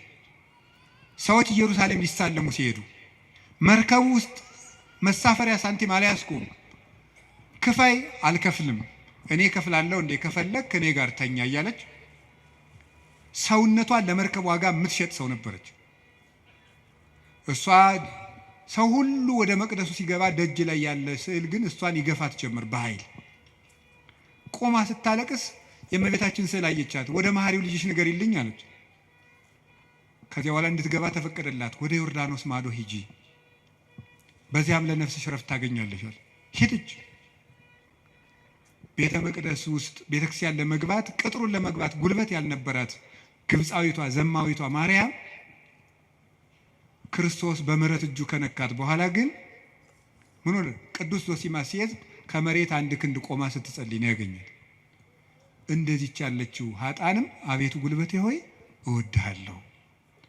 አገርን ከማሸነፍ ልማድን ማሸነፍ ይበልጣል። ክፋትን ቆርጦ መጣል ከባድ ነው። ሰንሰለትስ ወይ ቆርጠው ይጥሉታል፣ ወይ ፈልቅቀው ይጥሉታል፣ ወይም ደግሞ ያሰሩ ሰዎች ተመልሰው በሌላ ቀን ይፈቱታል።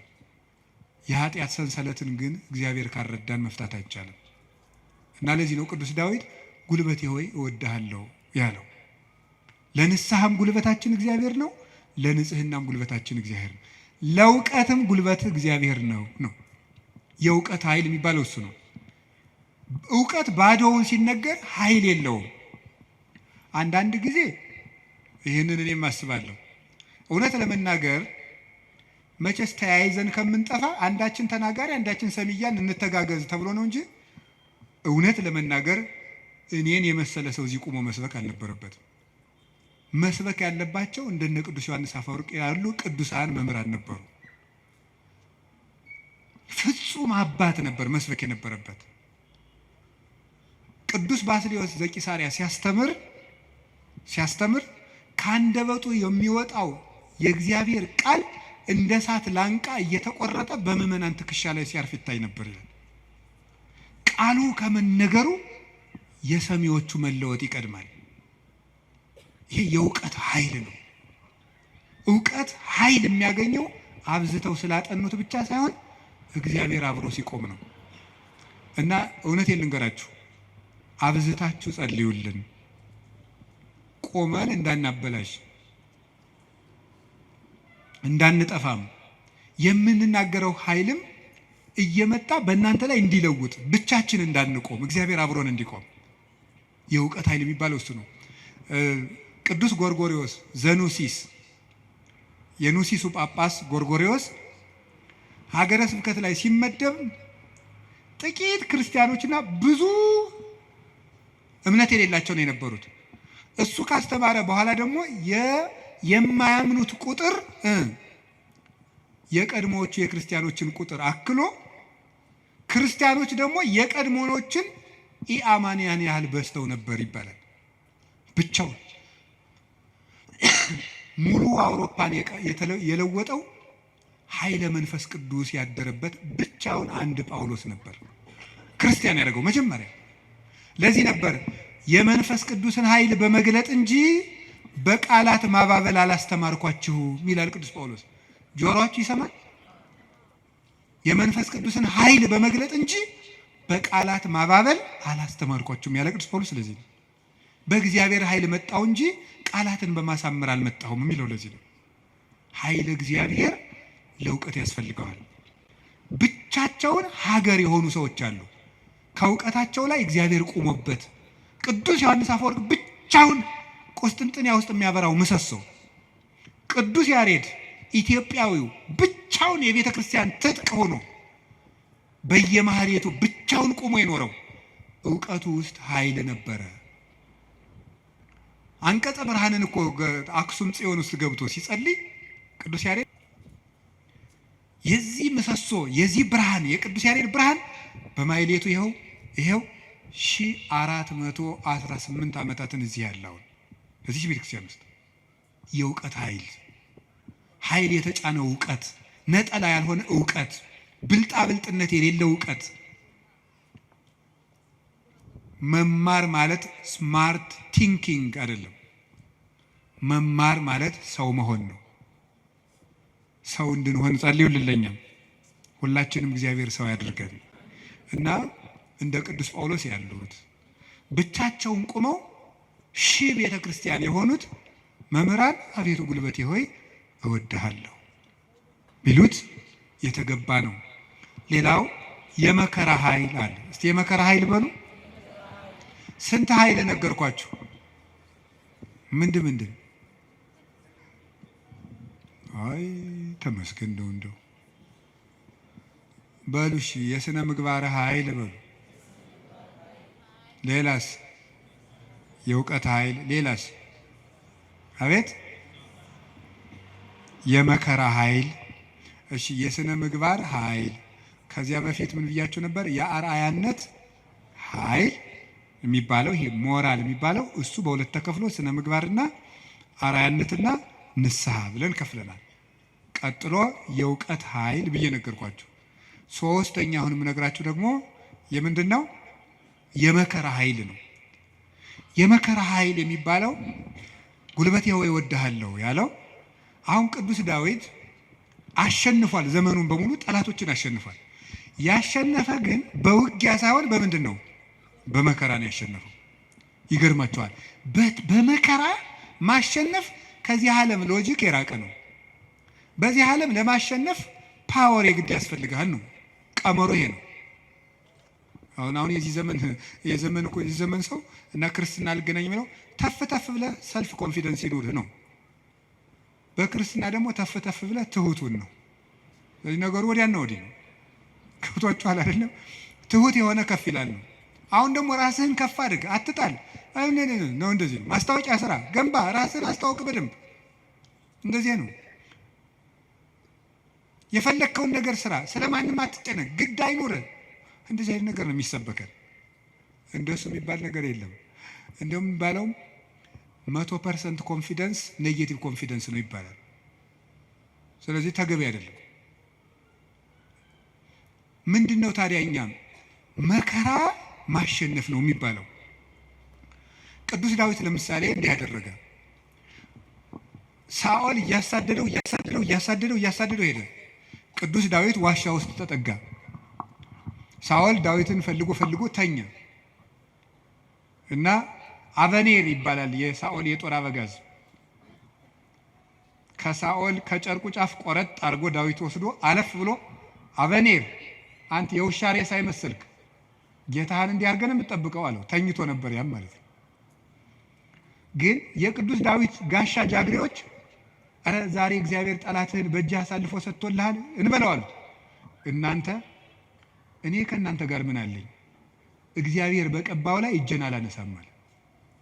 እና አባቶቻችን እንዲያውም ትልቅ መከራ ሊገል የመጣ ጠላትን እጅ ላይ ጥሎ ምሮ መስደድ ነው ይላሉ።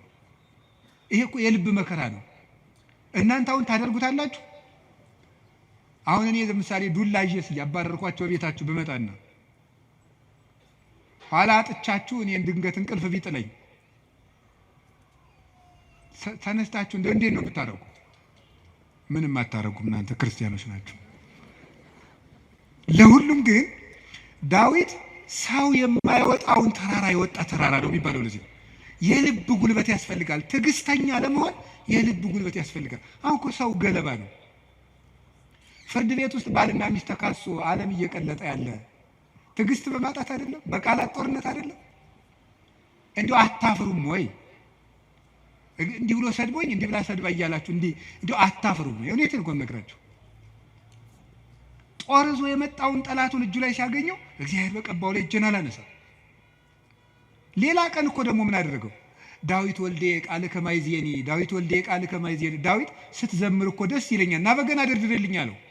የዋሁ ዳዊት በገና ሊደረድር ሲሄድ ጦሩን ሳኦል ይዞ ሲወረውርበት አድነን እግዚኦን ብሲኩይ አቤቱ ከክፉ ሰው አድነኝ ሲል ጦሩ ሁዳ ከግድግዳው ላይ ተተከለች። ያንን ደግሞ መልሶ ሌላ ቀን ፈልጎ አገኙ። አሁንም ሳይገለው ጥሎት ሄደ። ሳኦል እየፈለገው ሄደ። ዳዊት ግን ይላል ለግቡ ድህሬሆሙ ጸላይቴ ጠላቶቼ ወደ ኋላቸው ይመለሱ ይላል። ሳኦል መንገድ ጠፍቶት ተመለሰ።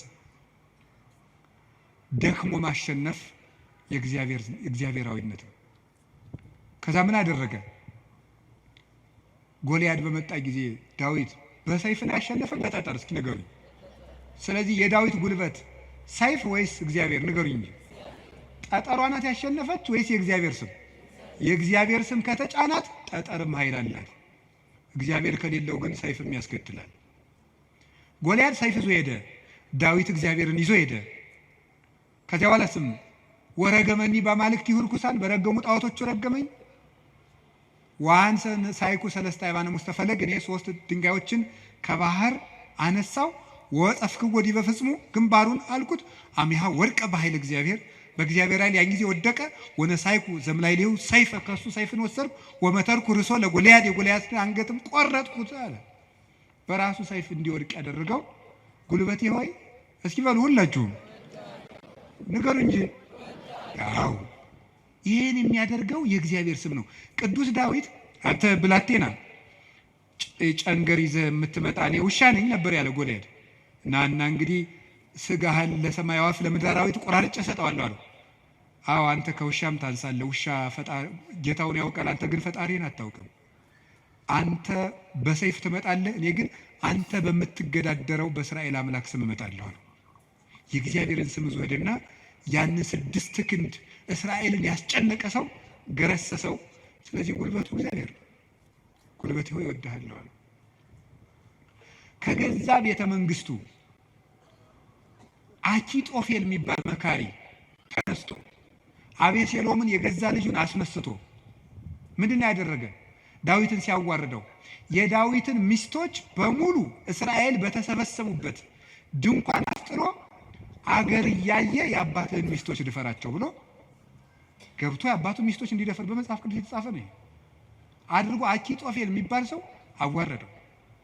ዳዊትም ሄደ፣ ተሳደ፣ ወጥቶ ሄደ ከቤተ መንግስቱ። ዳዊት ኃያል እኮ ነው። ስሙ ሲጠራ እኮ ሽም ይደነግጥለት ነው። ኃያላን የጦር መሪዎች አሉት። ግን ምንድነው ያደረገ? እግዚኦ ሚበዙ ለይሳቅዩን ብዙሃን ቆሙ ላይ ሊ ብዙሃን ይቤልዋ ለነፍሴ እያድህነኪ አምላክኪ አንተስ እግዚኦ ምስካዬ አንተ። አቤቱ የሚያስጨንቁኝ ምንኛ በዙ፣ ብዙዎች በደል ጥላት ሰውነቴንም የሚያድንሽ የለም ይሏታል። አቤቱ አንተ ግን መጠጊያዬ ነህ፣ ከራሴ ላይ በላይ ያለ ዘውድም አንተ ነህ እያለ በልቡ ተንበልብሎ ካሸዋ ላይ ወድቆ ያለቅስ ነበር። የዚያ ጊዜ አኪጦፌል ይገርማችኋል አገሩ ገብቶ ዳዊት ከተመለሰ አይምረኝም ብሎ በገዛ እጁ ታንቆ ሞተ። ዳዊት አኪጦፌል እንዲህ ብሎ ሲመክር ማዶ ላይ ደግሞ በመጽሐፈ ሳሙኤል እንደተጻፈው ማዶ ሄዶ ዮርዳኖስን ሸገር ብሎ በቀትር እግዚኦ እልዋ ለምክረ አኪጦፌል፣ አቤቱ ጌታዬ የአኪጦፌልን ምክር አፍርስበት ይላል። በዳዊት ሞት እየተመከረ ዳዊት ምን ያደርጋል? አቤቱ የአኪጦፌልን ምክር አፍርስበት ይላል። የመከረበትን ሰውዬ ሄዶ እንዳያስረው ተሰዷል። ጉልበት የለውም ዳዊት፣ ሰራዊት አልቆበታል። ስለዚህ ምን አደረገ? አንድ ጉልበት አለው፣ እግዚአብሔር ነው። የአኪጦፌልን ምክር አፍርስበት አለው። አኪጦፌል ምን አደረገ? መላ አእላፈ እስራኤል ሰብስብ፣ የዳዊትን ሚስቶች በአደባባይ አስነውራቸው። የዚያን ጊዜ ዳዊት እንደተዋረደ ቀን እንደጣለው የእስራኤል ሰዎች ያውቃሉ። ያን ጊዜ ዳዊትን ተከትለን ሄደን እንግደለዋል፣ የአባትህን አንገትም ቆርጫ እመጣልሃለሁ ብሎ መከረ። እንዲህ ብሎ ሲመክር ዳዊት ምን አለ? አቤቱ የአኪጦፌልን ምክር አፍርስበት ሲል ምን አለ መሰላችሁ? እግዚአብሔር በጠላቱ በአቤሴሎም ላይ የምክር ጥርጥር አሳደረ። አይ የአንድ ሰው ምክር አይመቃም፣ ሌላ ሰው ምክርን ጨምር የተባለ አለና የዳዊት የቀድሞ አማካሪ የነበረ ኩሲ የሚባል ሰው ነበረ። ሽማግሌውን ኩሲንም እስኪን ጠይቀው አለው። ኩሲ እንደምን አለ? ደህና ነኝ። ምን ነው ቀድሞ ስታማክረው የነበረው ዳዊት ሲሰደድ እዚህ ቀረ? እኔ ምን ጊዜ የማማክር እግዚአብሔር የቀባውን አለው። ውስጡ ቅኔ ነው። ቅኔው ምንድን ነው? አሁንም እኮ የማን አማካሪ ነኝ እያለው ነው። አንተንማ እግዚአብሔር አልቀባም እያለው ነው። አሁንም የእሱ ነኝ እያለው ነው። ለእሱ ግን የመሰለው ምን እያለው ነው? አንተን ከሾመ ያንተ አማካሪ ሆናለሁ እያለው መስሎታል። እዛ ምን አደረገው? አኪጦፌል ምን ብሎ መከረ? አኪጦፌል እንዲህ ብሎ መክሯል። አንተ ምን ትላለህ? አኪጦፌል ቶሎ ብለን ዳዊትን እንግደለው አለ። አንተሳ ምን ትላለህ አለው። ዳዊት ምን እያለ ነው? አቤቱ የአኪጦፌልን ምክር ተናገሩ እንጂ አፍርስበት በሉ እንጂ እያለ ያለቅሳል። ኩሲ መጣና ምን አደረገ? አይ እቺ ምክር አንዲት ናት፣ አንድ ምክርማ አይረባም፣ ከገሌ ምክር የገሌ ምክር ይሻላል ተብሎ የቤተ መንግስት ምክር የአንዱ ምክር ተመርጦ ነው እንጂ የአንድ ሰው ምክርማ አይረባም። ስለዚህ ምክር ይመከር፣ ቆይ ውለን እንደር። አባትህ ዳዊትን ታውቀዋለህ፣ ኃያል ነው። እነ አበጋዞቹ እነ ኢዮአብም ኃያላን ናቸው። አሁን ሂደን ይፍጀን እንዴ? ነገር ግን መላው አእላፈ እስራኤል ገና ይሰብሰቡ፣ ምክርም አበርክተን እንምከር። ከዚያ በኋላ ህዝቡን ከሰበሰብን በኋላ ዳዊትን ከተራራ ላይ ያገኘነው እንደሆነ አውርደን ከውሃው እንመጠብጠዋለን፣ ሜዳ ላይ ያገኘነው እንደሆነ እንደ በረዶ እንወርድበታለን። ይሄ ነው እንጂ አሁንም ሄደን እንፈጅ ብለህ ነው አለው። እሺ እንግዲያስ ያንተ ምክር ይሻላል አለው። በጎን ምን አደረገ? ኩሲ ዳዊትን በዚህ ባጠገብ አትደር፣ ዮርዳኖስን ተሻገር፣ ሊገልህ ሊመጣ ነው አለ። ዳዊት ይህን ሰምቶ ተሻግሮ ሄደ። ከዚህ በኋላ ምን አደረገ? ተሻግሮ ከሄደም በኋላ አቤሴሎም እሱ አባቱን ተከትሎ ሊገል በሰረገላ ሆኖ በጫካው ውስጥ እያሰገረ ፈረስ ሲሄድ ፀጉሩን አሳድጎ ስለነበረ ፀጉሩ ከዛፍ ላይ ተንጠለጠለና ሞተ። ዳዊት ግን ፈረስ ላይ አልወጣ፣ ምክር አላማከረ፣ አቤቱ የአኪጦፌልን ምክር አፍርስበት እንዳለ የክፎችን ምክር አፍርሶ ዳዊትን ስለታደገው አቤቱ ጉልበቴ ሆይ ሙሉት እናንተ እወድሃለሁ ያለው ስለዚህ ነው። እግዚአብሔርን መውደድ እንዲህ ያለ ጉልበት ይሰጣል። ሲሰድበው እንኳን ሳሚ ወልደየራ የሚባል አንተ የውሻ ሬሳ አይመሰልክ። መቼም ሰው የዚህ ዘመንም ሰው እንኳን እንደዛ ሳይመስል አይቀርም። አሽቃባጭነት ይበዛዋል። ማለት ምን ማለት ነው? ሁላችሁንም አይደለም፣ እነማንም እንደሆነም አላውቅም። ዞሮ ዞሮ ግን ባለስልጣንን ሲሻር መሳደብ እናውቅበታለን ነው ለማለት የፈለግኩት። ሲሾም ትንፍሽ የለም። ሲሻር ስለ አፄ ኃይለ ሥላሴ ነውር የሚወራው በደርግ ዘመን ነው። ስለ ደርግ ዘመን የሚወራው ቀጥሎ ባለው ነው። ቀጥሎ ስላለው የሚወራው ቀጥሎ ባለው ነው። ነገ ደግሞ የሚወራው ምን እንደሆነ ያላውቅም። ስለዚህ ልላችሁ የፈለግኩት ምንድን ነው? ቀን ሲጥለው ጎበዝ ሰውን የተሾመም ቢሻር ያጣም ቢያገኝ ከእውነት ጋር ቁሙ እንጂ ሰውን ቀንጥሎታል ብላችሁ አትሾሙ። እንዲሁ ለስጋም ተመልሶ ሊመጣ ይችላል። አጉል ነው፣ ተመልሶ ሊሾም ይችላል። ለነፍስ ግን ሰውን ቀንጥለው ምን ይላል ሰሎሞን? ቀን የሚያመጣውን አታውቅምና በጠላት ውድቀት ደስ አይበልህ ይላል። ስለዚህ ሳሚ የሚባለው አንተ የውሻ ሬሳ የመሰልክ ጭንጋፍ አለው ዳዊትን ያህል ጌታ ያን ከፍ ያለ ሰማይ እነ አቢሳ የሚባለው የእህቱ ልጅ ይሄ አቤቱ ጉልበቴ ሆይ እወድሃለሁ ያለው ደካማ እንባው ጦር የተሸከሙ ጠላቶችን ድል ስነሳችለት ነው። አሁንም ጉልበት እግዚአብሔር ጉልበታችን ነው ማለት ባጭር ቃል ለመጠቅለል አንድ እግዚአብሔር ጉልበታችን ነው ማለት ከኛ ዕውቀት ውጭ የሆነ ነገርን እግዚአብሔር ያደርግልናል። አንድ ከኛ ዕውቀት ውጭ የሆነ ነገር ነው። ለምሳሌ አንድ ሰው ትዝ ይለኛል፣ እናቱ ታመው እንደ የሰማህ እንደሆነ እንዳትቀየመኝ አደረን ጸበል ይጠመቁ ስንለው በጣም የተማረ ሰው ነው። በጣም ቆይ ጸበሉን የውሃው አይነት ከደማቸው ጋር ማች እንደማድረግና ለማድረጉን መመርመር አለብን። ትንሽ ፈገግ ያሰኛል። እና ይሄ ፈጽሞ አሁን አንዳንድም የከተማ እናቶች ሊቃጣቸው ጀምሮ ነበር አሉት። ክርስትና ሲያስነሱ ውሃ በፌርሙዝ አሙቀው አምጥተው በዚህ አጥመቁልኝ። ይሄ ቀልድ ይመስላል በእውነቱ ማለት ነው። እና ቆይ ክርስትና ሲነሳ ልጄን ይበርደዋል ብላችሁ ታስባላችሁ? እናቶች እንደዛ ካሰባችሁ ሞታችኋል በሉት። ሰውም አይደላችሁ። ክርስቶስን እየለበሰ እኮ ነው። እንዴት ይበርደዋል? ሰው ሲጠመቅ ክርስቶስን ነው የሚለብሰው። ገላትያ ምዕራፍ 3 ላይ ያለ የተጠመቃችሁ ሁሉ ክርስቶስን ለብሳችሁታል ማለት ነው። እና አንዳንድ ጊዜ ዕውቀታችን ጣልቃ ይገባና እቺ ዲግሪ ላይ አንዳንድ የተጠራቀመች ነገር ትረብሻለች፣ እምነትን ትረብሻለች። እሱን ተውትና እግዚአብሔር ከእውቀት በላይ ይሰራል። እስኪ በሉ ሁላችሁ፣ ከምን በላይ ይሰራል? ከእውቀት በላይ ይሰራል። ከኛ አቅም በላይ ያለው በእግዚአብሔር ይከናወናል። አቤቱ ጉልበቴ እወድሃለሁ የተባለው እሱ ነው። አንደኛ መጠጊያ ማለት ነው። ሁለተኛ እግዚአብሔር ከኛ አቅም በላይ የሆነውን ከተፈጥሮ ሕግ በላይ የሆነውን ነገር እሱ ይፈጽመዋል። ሶስተኛ ደግሞ የማረባ ሰው በሆንም እንኳን እግዚአብሔር እጁ ከያዘኝ ግን ትልቅ ሰው እሆናለሁ ማለት ነው። እግዚአብሔር ጉልበት ሲሆነው ውሃ ይገባና ምን ይሆናል? ጸበል። አፈር ይገባና ምን ይሆናል? እምነት። እግዚአብሔር ጉልበት ሲሰጣት የ15 ዓመት ልጅ ማንን መሸከም ትችላለች? ድንግል ማርያም እግዚአብሔርን ተሸከመችው። እግዚአብሔር ጉልበት ነው። እሱ ጉልበት ባይሆናን እሳትን ማን ይታቀፋል? ማንም። እግዚአብሔር ጉልበት ሲሆን እሱን እንኳን እንችለዋለን።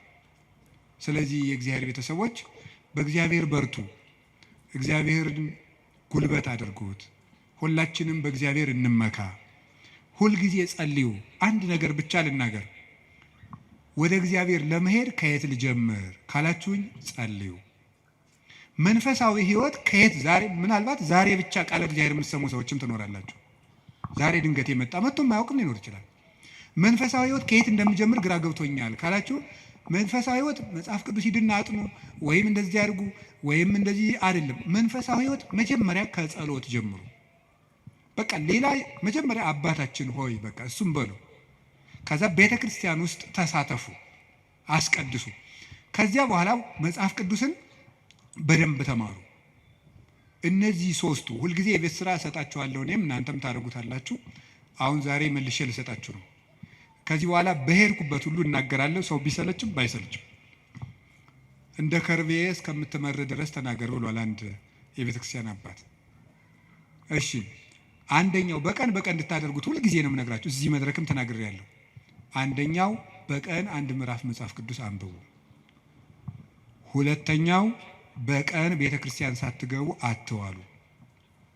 እንዲያውም ከዛሬ በኋላ በሰበኩበት ሁሉ ለመናገር ነው ቃል የምገባው፣ እግዚአብሔር ቢረዳኝ።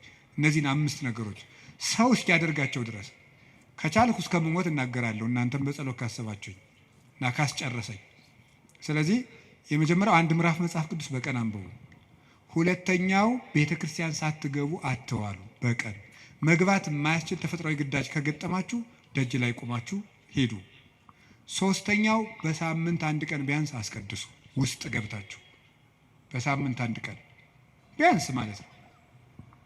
አራተኛው ንስሐ ግቡ። ንስሐ እንዲያውም ምንድን ነው የምትባለው? ሌላኛይቱ ከእግዚአብሔር የተሰጠችን ልደት ናት ነው የሚባለው። አንድ ልደት ከእናት አባት ተወልደናል። ሌላ ልደት ደግሞ በጥምቀት እንደገና እሷ ስትደበዝዝ ደግሞ እግዚአብሔር በንስሐ ልደትን ሰጠ። አዳም ከሔዋን እሱን የመሰለ ልጅ እንደወለደ ይላል አረጋዊ መንፈሳዊ የተባለ ሊቅ። አዳም ሔዋን ከምትባል ሚስቱ እሱን የመሰለ ልጅ እንደወለደ ክርስቶስ ከንስሐ ማህፀን እሱን የመሰሉ ልጆችን ይወልዳል ይላል። ደስ አይላችሁም? አዎ፣ እዚያ ንስሐ ማህፀን ውስጥ ገብተን እንደገና ክርስቶስን የመምሰል አባታችን እግዚአብሔርን የመምሰል እድል አለን። እሱ የመንፈስ ቅዱስ ጉልበት ስለሆነ ነው አቤቱ ጉልበቴ ሆይ እወድሃለሁ እንድንል የፈለግኩት። ንስሐ ግቡ። የመጨረሻው ጸልዩ። ሳትጸልዩ አትብሉ፣ ሳትጸልዩ እቤት አትውጡ። ብትችሉ ስግደት ስገዱ፣ ጥቂት ስገዱ። ትንሽ ከቻላችሁ 41 ካቃታችሁ 21 ካቃታችሁ 7 ካልሆነም 3። ይኸውላችሁ እኛ ለእግዚአብሔር ስንሰግድ ሰይጣን ከኛ ጋር ይወድቃል። ሰው ለእግዚአብሔር ሲንበረከክ የሚያንበረክኩት ከሱ ስር ይንበረከካሉ። ዳዊት ለእግዚአብሔር ይንበረከካል፣ እግዚአብሔር የዳዊትን ጠላቶች ለዳዊት ያንበረክካል። ቀመሩ ይሄ ነው። እኛ ለእግዚአብሔር እንንበረከክ፣ የሚያንበረክኩንን አጋንንት ደግሞ እግዚአብሔር ያንበረክካቸዋል። ሰው ለእግዚአብሔር ሲንበረከክ ትልቅ ነገር ነው። ስለዚህ ጥቂት ስግደት በቀን ስገዱ፣ ጸልዩ። ጸሎት አታቋርጡ። ለጸሎታችሁ ደግሞ ቀመር አታብጁለት። ማለት ምን ማለት ነው? ዛሬ ንጹህ ነኝ ልጸልይ፣ ዛሬ ረክሻለሁ አልጸልይም። በቃ ሁልጊዜ ዝም ብላችሁ ጸልዩ፣ ሁልጊዜ ጸልዩ። ይህን ያደረግን እንደሆነ እግዚአብሔር ጉልበት ይሆነናል ልላችሁ ፈልጌ ነው። መድኃኔዓለም ለሁላችንም ጉልበት ይሆነን። የትንሣኤውን ብርሃን ለሀገራችን ያብራልን። የጨለመብንን ነገር ሁሉ በትንሣኤው ብርሃን ያርቅልን። ለተጨነቁ ሁሉ መድኃኔዓለም ሰላምን ይስጥልን። አቤቱ ጉልበቴ ሆይ እወድሃለሁ። ወስብሐት ለእግዚአብሔር።